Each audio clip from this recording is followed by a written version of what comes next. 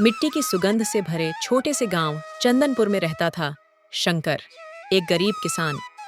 उसके पास जमीन तो थी, लेकिन बस इतनी कि 2 फसलें मुश्किल से निकल पातीं। फिर भी शंकर मेहनती था और ईमानदार भी। अपनी पत्नी सरस्वती और बेटे गोपाल के साथ वह संतोष से रहता था।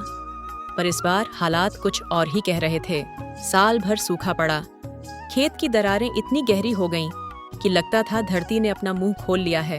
गांव के किसान मायूस होकर शहर की ओर निकलने लगे। शंकर के घर में अन्न का एक दाना तक बचा नहीं था। सरस्वती के चेहरे पर चिंता साफ थी और गोपाल कई दिनों से दूध पूछना भी छोड़ चुका था। एक शाम शंकर अपने सूखे खेत की मेड़ पर बैठा था। हवा में धूल उड़ रही थी और सूरज लाल आंखों वाला दानव सा लग रहा था। तभी उसकी उंगलियों को मिट्टी में कुछ कठोर सा महसूस हुआ।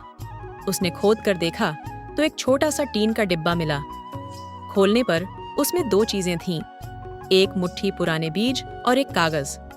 कागज पर लिखा था, ये बीज मेरे पिता ने मुझे दिए थे और उन्होंने अपने पिता से पाए थे। जब विश्वास डगमगाए, इन्हें रोपना।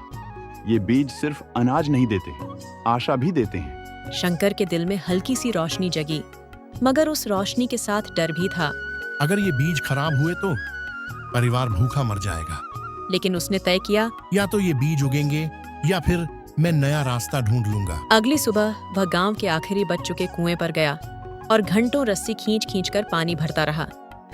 उसने पूरा पानी उन बीजों को सौंप दिया, जैसे कोई अपनी आखिरी उम्मीद किसी दोस्त के हाथ में रखता है।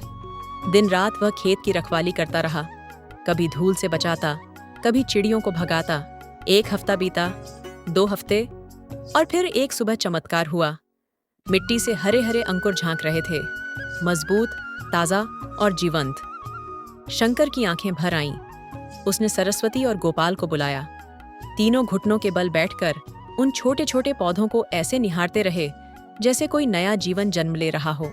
समय बीता और फसल लहलहाने लगी। शंकर की छोटी सी जमीन गांव में एकमात्र हरी सुनहरी चादर बन गई।